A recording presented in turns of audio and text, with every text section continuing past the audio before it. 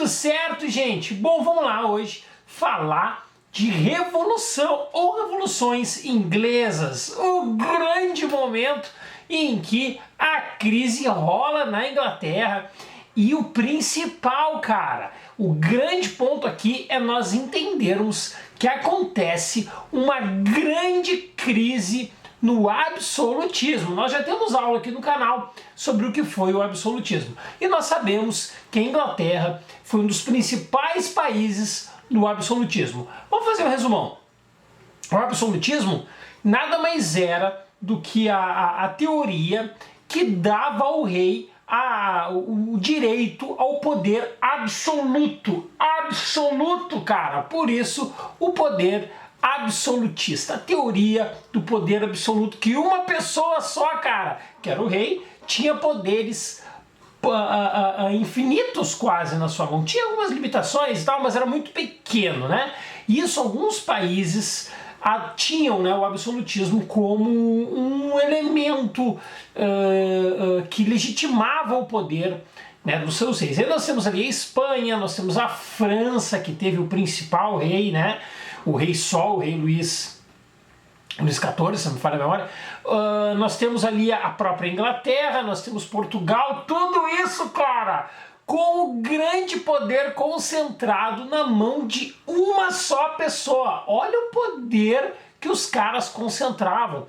E isso, claro, não vai durar para sempre, né? Tanto que hoje tu não tem aí, por exemplo, né, poder absoluto, exceto, né, em locais que nem é absolutismo, é ditadura. Mas existe um momento, cara, que esse poder absoluto ele entra em crise. Lembrem-se, por que o poder absoluto, dentre outras coisas, uma das teses sustentava que o rei ele era divino, cara. Olha só, por que divino? Porque ele era representante de Deus na Terra. Como representante de Deus na Terra, ele não podia ser contestado, né, cara? Afinal de contas, se tu contesta o rei, tu vai pro inferno. Fora outras teses, né? A tese, por exemplo, de que quem for contra o poder dos reis comete um crime de lesa majestade porque está ofendendo o rei. Tudo isso legitima. Só que, né, tudo que é sólido se desmancha no ar. Esse caso aqui vai se desmanchar no ar e o primeiro país a dizer assim: monarca, dá uma segurada aí, né, que a cama é grande, mas não é para tu despichar, vai ser aqui na Inglaterra. E dois momentos, pelo menos, são fundamentais para nós entendermos isso: a Revolução Puritana e a Revolução Gloriosa. A Revolução Puritana em 1640 e a Revolução Gloriosa em 1688. Isso é importante porque a Inglaterra ela não passa por uma revolução, né? Ela passa, na verdade, por uma série de crises, de idas e vindas, que vai levar ao momento em que se define que o poder dos reis vai ser limitado. Por isso que muitas vezes não se fala em revolução inglesa, se fala em revoluções inglesas, pelas idas e vindas. O que tu precisa saber de fato é que no século XVII, viver na Inglaterra era um caos, cara. Por que era um caos? Porque eram muitas revoltas, eram muitos questionamentos, eram crises em cima de crises, e isso vai ser o que vai limar de uma certa forma, né, todo o caos que era esse século XVII inglês. Para entender esse século XVII, a gente precisa voltar para o século XVI, o século de Elizabeth. Elizabeth I, que não é essa daí, né? Como eu já devo ter dito por aí, a Elizabeth essa é velha, mas não tem 500 anos também, né?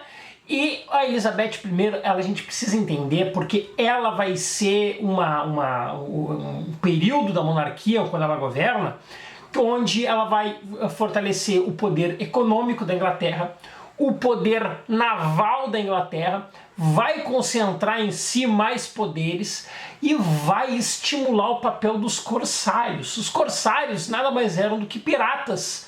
E a Elizabeth I apoiava os piratas ingleses para atacar aí navios, né, que tivessem aí de bobeira por aí. Ela tem esse papel, ela cumpre esse papel também de fortalecer nada mais nada menos do que o roubo, né? Na verdade, o roubo de outros navios. No reinado, inclusive, dela vai acontecer o fortalecimento da burguesia, que é essa nova classe que está ascendendo, inclusive porque ela fortalece essa política mercantilista, que eu também já falei sobre isso aqui no canal. A partir do governo dela, que é a pequena nobreza vai se fortalecer, né? Os gentry, que eram os pequenos nobres, e também, junto com essas duas classes, também os pequenos proprietários rurais, né? Então nós temos os pequenos proprietários rurais, a burguesia e a nobreza, os três se fortalecendo, porque a partir de Elizabeth I há uma grande venda e comercialização de tecidos e de algodão. E essa, né, vai ser uma das grandes bases econômicas da Inglaterra a partir do governo de Elizabeth I, que inclusive depois vai dar sementes para a Revolução Industrial, mas isso a gente vai falar depois. E esse processo de tecido ele é importante porque nós vamos observar na Inglaterra o seguinte fenômeno.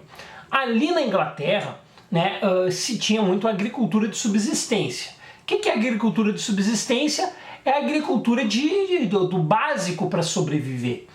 E essa agricultura de subsistência, ela vai dar espaço a uma agricultura comercial. Isso vai significar o quê? Que cada vez mais, né, os pequenos, tanto a nobreza quanto os pequenos comerciantes, né, os pequenos proprietários, eles vão começar a criar mais ovelhas. Por quê? Porque a partir da criação das ovelhas, vão conseguir fazer a extração da lã, e a lã para fazer essa comercialização.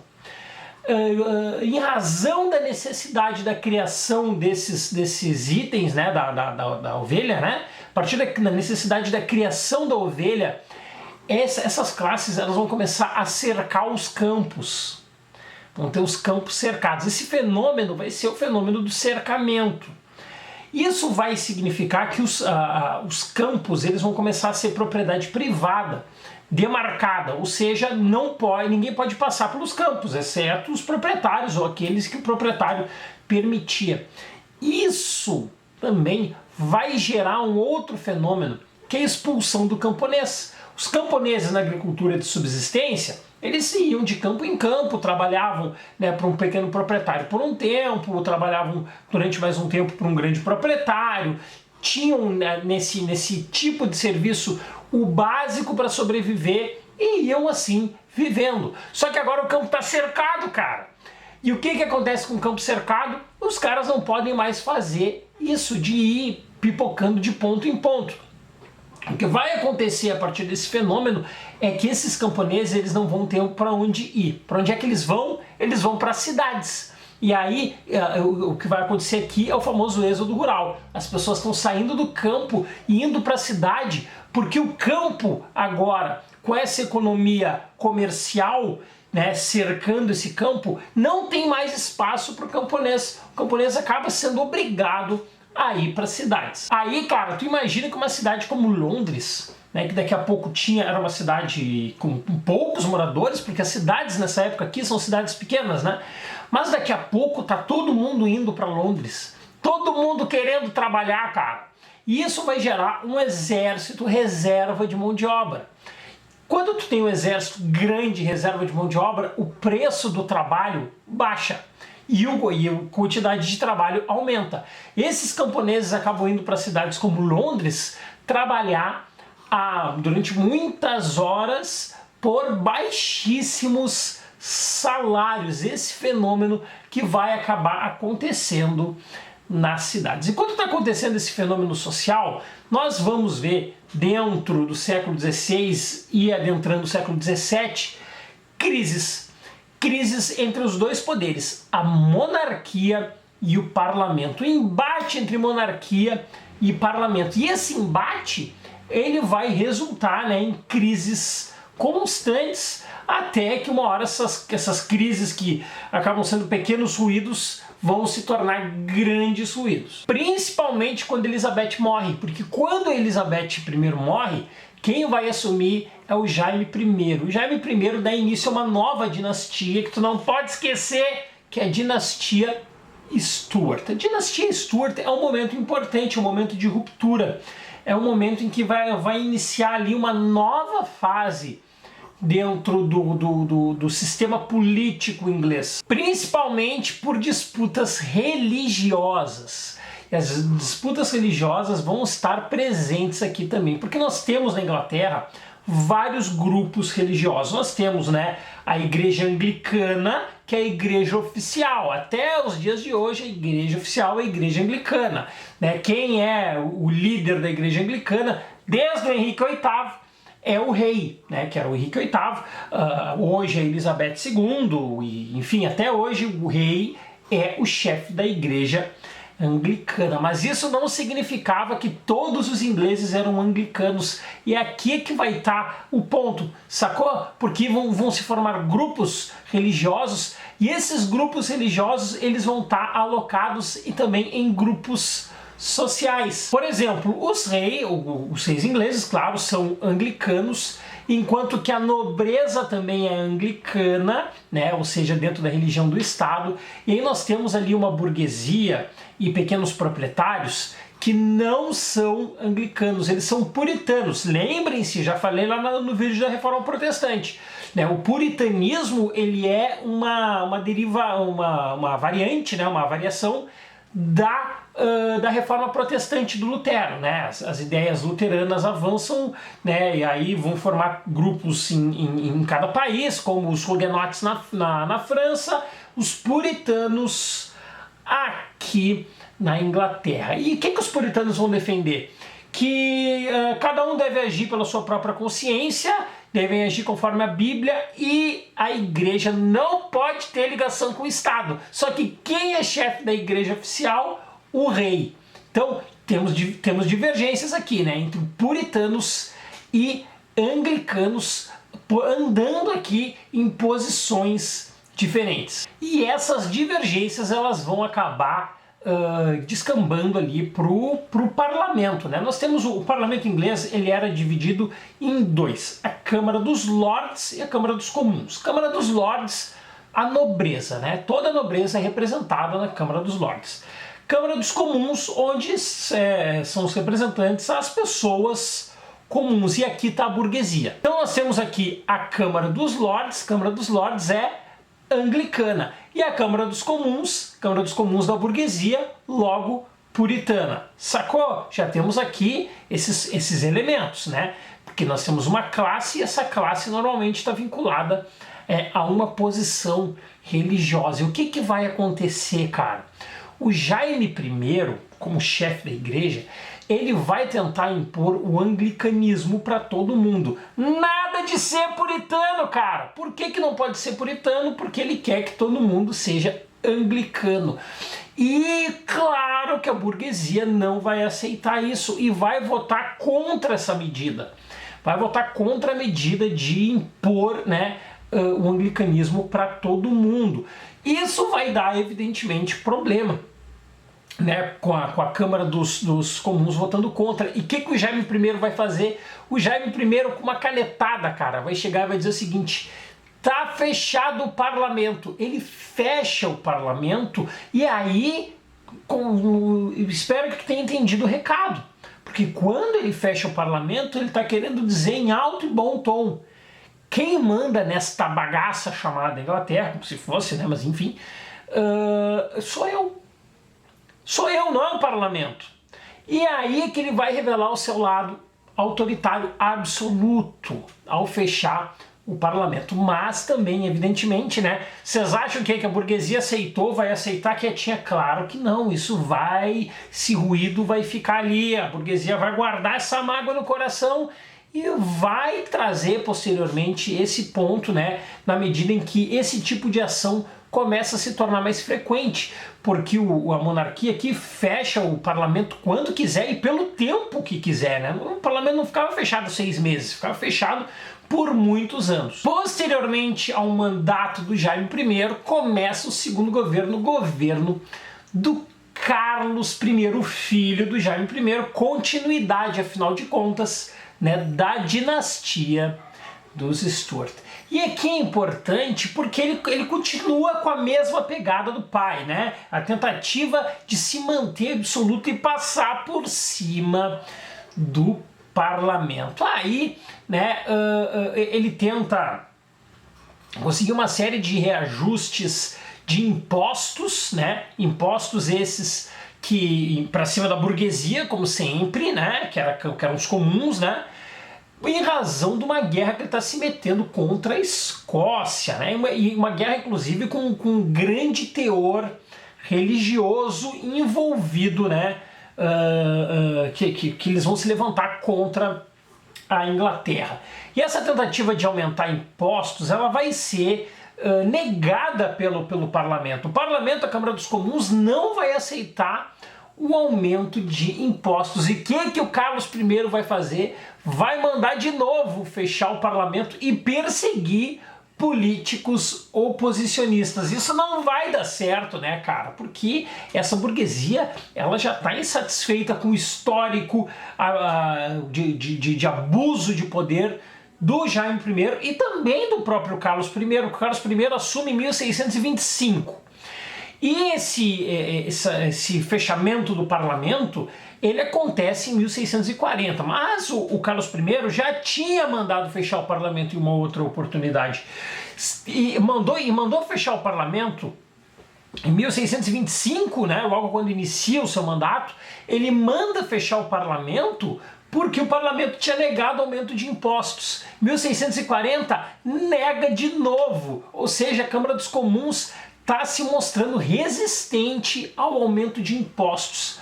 E a Escócia, cara, a Escócia, ela é majoritariamente puritana, ou seja, mesma religião da Câmara dos Comuns, sacou? Mesma religião. E aí é que vai surgir a semente do início do conflito, porque quando o parlamento é mandado fechar em 1640, o parlamento não vai aceitar o cachorro e vai se organizar para enfrentar quem? Para enfrentar o rei, cara. O rei tem o seu exército, né? E o parlamento vai organizar o seu exército também. O exército de novo tipo. O inglês, New Model Army. Olha só, cara, tu sai daqui pronto para o inglês também, porque o New Model Army vai ser, né, o exército que o parlamento vai organizar em 1642 e o parlamento vai entrar em guerra contra o rei a partir de 1642 até 1649. Embora o parlamento tenha prendido o rei, se não me falha a memória, porque não está no roteiro, em 1647, o rei fugiu, cara! O rei conseguiu fugir em 1647 e continuou, se retomou de novo o conflito. Aí em 1649 eles pegam o cara. E o que eles vão fazer com Carlos I? Eles vão mandar matar o Carlos I, porque agora não vai fugir. E de fato eles executam em praça pública o Carlos I. O Carlos I perde a cabeça da forma mais literal possível, porque tiram a cabeça dele, em 1649. Então olha só o poderio dos caras. E quem vai liderar esse exército é um camarada que vai ser uma figura emblemática na história da Inglaterra, o Oliver Cromwell. O Oliver Cromwell vai ser o cara que vai liderar, né, esses 7 anos aí, e que vai ser um dos grandes responsáveis por mandar executar o Carlos I. Até, cara, isso aí, pega esse detalhe. A galera adora lembrar que a Revolução Francesa tirou a cabeça de monarca, e tirou mesmo, mas não foi a primeira. A primeira é aqui, né? Porque a Revolução Francesa ainda vai, nem sonha a Revolução Francesa ainda. Mas aqui é a primeira. Que isso pode, inclusive, cair como um pega-ratão, que a galera estuda tanto a guilhotina na Revolução Francesa que esquece que antes da Revolução Francesa, da Revolução Inglesa, né? E o primeiro rei a perder a cabeça vai ser aqui.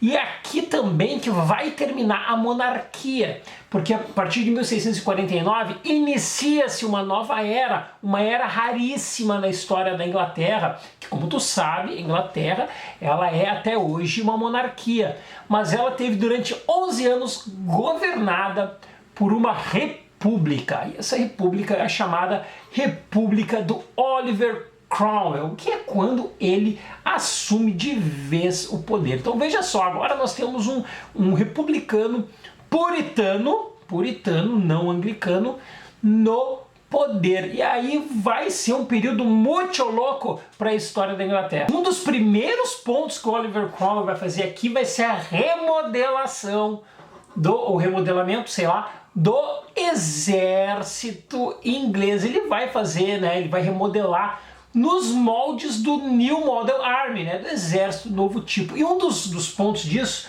é que ele vai romper com aquela lógica que existia, né, dentro do sistema da nobreza, que era a lógica de promoções baseadas nos laços de família, nos laços de nobreza. Isso acaba aqui, porque o ponto central agora é que a promoção do exército vai ser uma promoção por merecimento. Se rompe com aquela lógica presente nos exércitos que tinham esse link muito forte, né, com uma mentalidade medieval. Isso se rompe a partir desse instante. Então essa vai ser uma das primeiras medidas que essa fase republicana vai se instaurar, né? vai ser colocada em prática agora com essa república. E claro, a questão religiosa aqui está muito envolvida, e isso é o que vai explicar também a perseguição que o Oliver Cromwell vai ter de forma muito forte contra a igreja anglicana. Ele é um puritano, né? Ele faz parte desse bloco puritano, e ele vai confiscar terras da igreja anglicana e vender, né, para a burguesia e para os gentry, né, que eram esses pequenos proprietários. É uma forma também de retaliar a igreja anglicana, que era a igreja, enfim, com traços com a nobreza, com a monarquia, enfim. E a partir desse instante também ele vai assinar um ato que vai ser um dos documentos mais importantes depois para nós explicarmos o sucesso inglês na Revolução Industrial. Porque aqui também já está se formando as bases para essa Revolução Industrial. Esse ato são os atos de navegação. A partir desse ato há um fortalecimento, né, da marinha inglesa. Esse fortalecimento se dá, né, a partir do momento em que há uma espécie de exclusividade da marinha inglesa para comprar e vender produtos ingleses, né? Isso vai dar à Inglaterra, né, a exclusividade, né, das suas tropas. Isso é importante pelo fortalecimento da marinha que vai acontecer com a Inglaterra. A Inglaterra depois vai ser, né, conhecida como um dos países mais fortes, né, nos mares que nós temos aí conhecimento. E esse ato, por exemplo, ele fortalece a burguesia e ele enfraquece a marinha holandesa, porque os produtos, né, quando eram transportados, produtos ingleses eram transportados muitas vezes pela marinha, né, ou pelos barcos, enfim, né, pela navegação holandesa. E isso é um ponto que a gente precisa destacar, porque há um enfraquecimento dessa marinha holandesa, que era muito forte também na época. O troço chegou no nível, cara, que Holanda e Inglaterra, inclusive, fizeram uma guerra nessa época, né? Essa guerra foi de 1651 a 1654, onde a Holanda, além de tudo, ainda perde a guerra, e os ingleses conseguiram manter essa exclusividade, né, onde o produto inglês só pode ser transportado na marinha inglesa, não pode ser em nada de outro país. Então tudo isso, né, convergindo para um fortalecimento interno da economia inglesa. Aliás, a partir inclusive dessa derrota, a Holanda, que era o único país que fazia, né, uma certa sombra para a Inglaterra naquele momento em termos de domínio dos mares, perde prestígio, e aí a Inglaterra vira a grande rainha dos mares. Ela manda e desmanda quando nós falamos de mares nesse período. Olha só, e isso vai trazer um prestígio enorme ao Oliver Cromwell, tanto que ele que está numa república, ele não era presidente, né? Ele era considerado, o título dele, ele era de Lorde Protetor da República. A gente até vê que tem uma mistura ainda com termos medievais, né? E o Oliver Cromwell, como o grande líder, esse Lorde Protetor, ele vai aproveitar esse prestígio e ele vai fazer o seguinte: ele vai alterar a legislação dando para ele o caráter do cargo de cargo hereditário. Ou seja, o próximo Lorde Protetor é o filho dele. Olha só, cara, os caras lutando lá contra o absolutismo, e o que Oliver Cromwell vai fazer?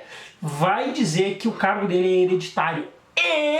E se tu não tá satisfeito, tem mais um ponto. Não é só hereditário, é vitalício. Forever, cara, pra vida inteira. Então olha só, cara, o nível de fortalecimento que o Oliver Cromwell está adquirindo a partir desse momento. Porque em 1658 o Oliver Cromwell morre.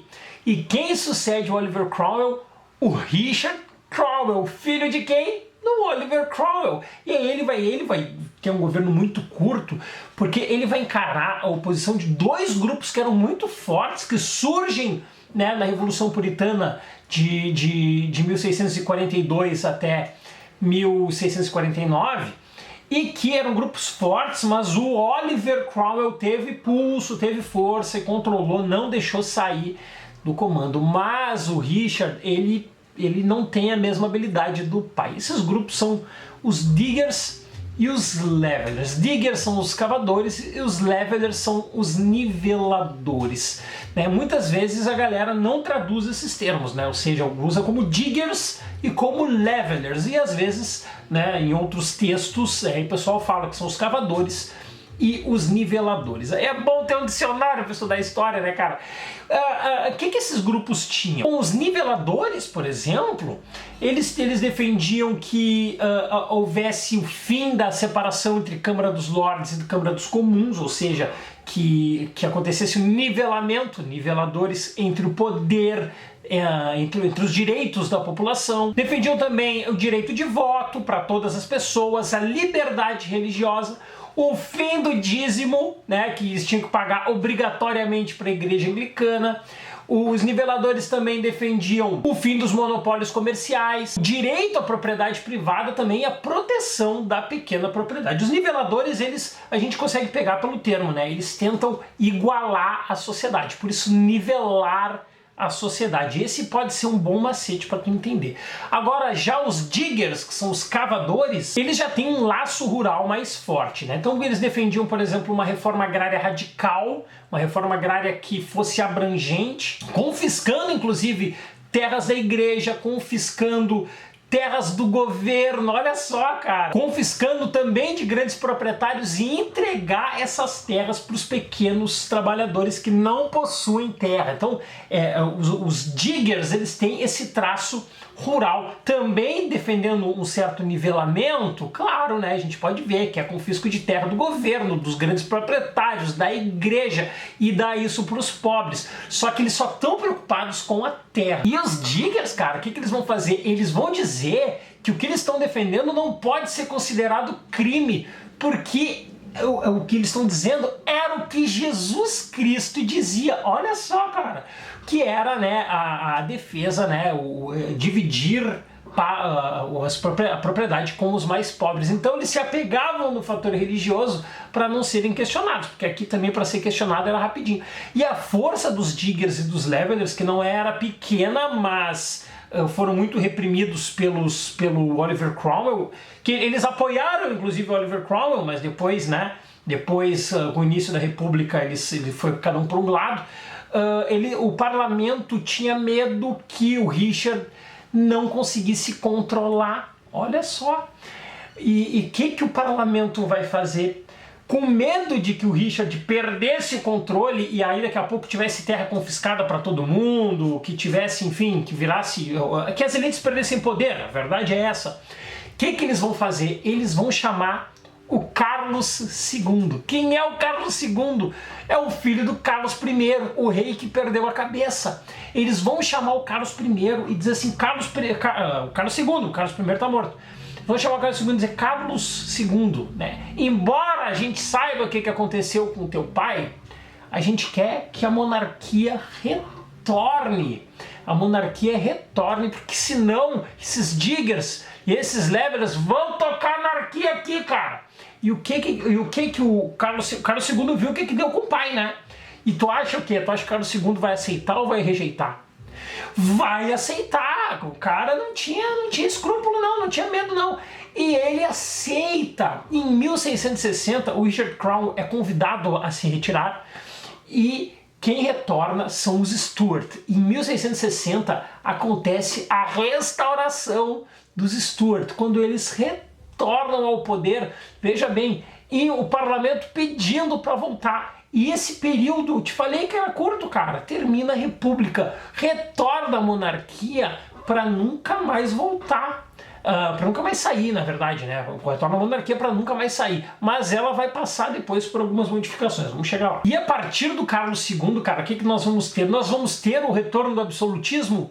Não, nós não vamos ter o retorno do absolutismo. Há um governo que tenta fortalecer o poder real? Sim, tenta fortalecer o poder real. De uma certa forma, tenta enfraquecer o parlamento? Sim, tenta enfraquecer o parlamento, mas não chega a ser absoluto. O Carlos II, ele entra em alguns choques religiosos. Eu já vou explicar por quê. O Carlos II, ele vai entrar em choques porque ele não deixa herdeiros.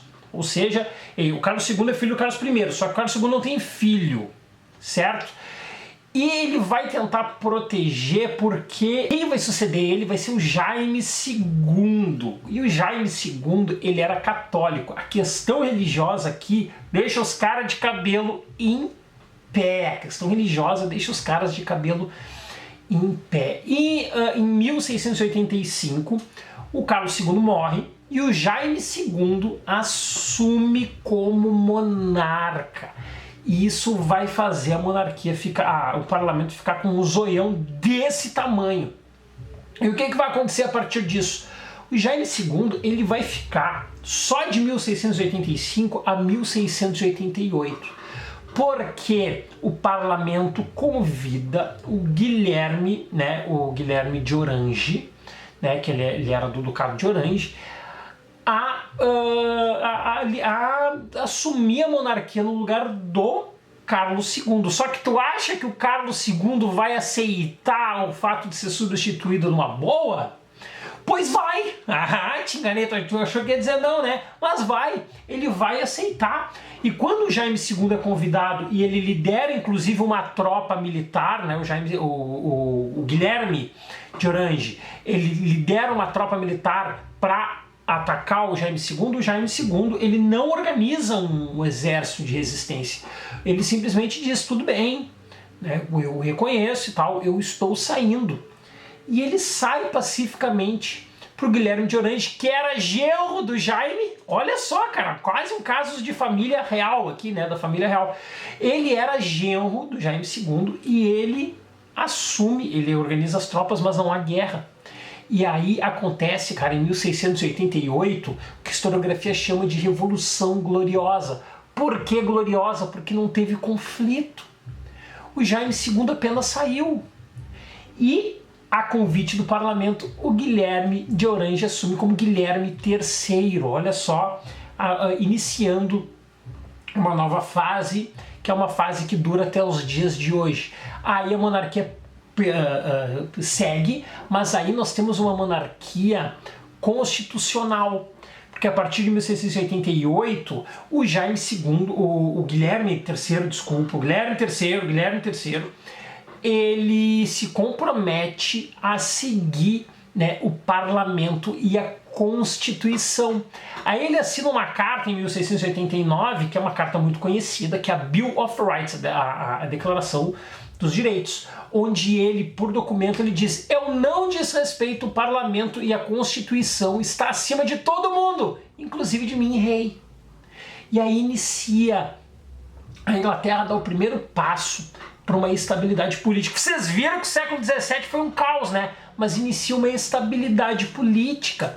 E essa estabilidade política vai ser fundamental para o crescimento econômico da Inglaterra. Esse crescimento econômico da Inglaterra vem logo em seguida com a Revolução Industrial. E esta é a primeira de uma série de revoluções que nós vamos chamar de revoluções burguesas, porque são revoluções que fortalecem a burguesia. Quais são essas? A Revolução Inglesa, a independência dos Estados Unidos, que vai acontecer logo em seguida, e também a Revolução Francesa, né, que é a última das 3 chamadas revoluções burguesas. Tanto que vai ser a partir da Revolução Inglesa que aí vai surgir um movimento, o Iluminismo. Depois dessas 3 revoluções burguesas, apenas a inglesa é antes do Iluminismo. Na verdade, ela vai abrir as portas, né, para uma série de filósofos, pensadores, que vão começar a questionar esse poder absoluto que ainda existe, né,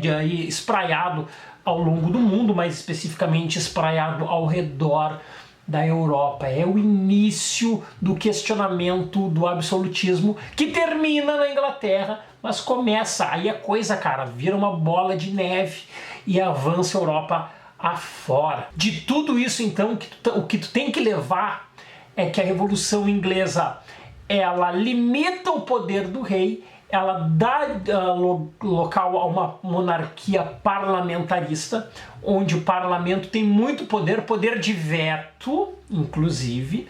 É aqui que vão estar as bases da Revolução Industrial e é aqui que vai estar o princípio do iluminismo e do questionamento ao poder divino dos reis. Olha quantos pilares, né, esta revolução, ou essas revoluções, ou essas crises, pode chamar como for, na Inglaterra do século XVII, vão germinar, cara, uma série de elementos que depois vão mudar a história do mundo no século seguinte, no século XVIII. Pô, cara, olha quanta coisa tu aprendeu nesses minutos que tu tá aqui comigo, cara. Então, eu só tenho uma coisa a te perguntar, que se alguma coisa aqui não ficou clara, pode comentar aqui embaixo que eu tiro a tua dúvida. E se tu duvida, pode perguntar que sim, eu vou te responder e tu não fica no vácuo. Certo? Valeu, galera! Tchau! Inscreva-se, deixe o teu joinha e ative as notificações.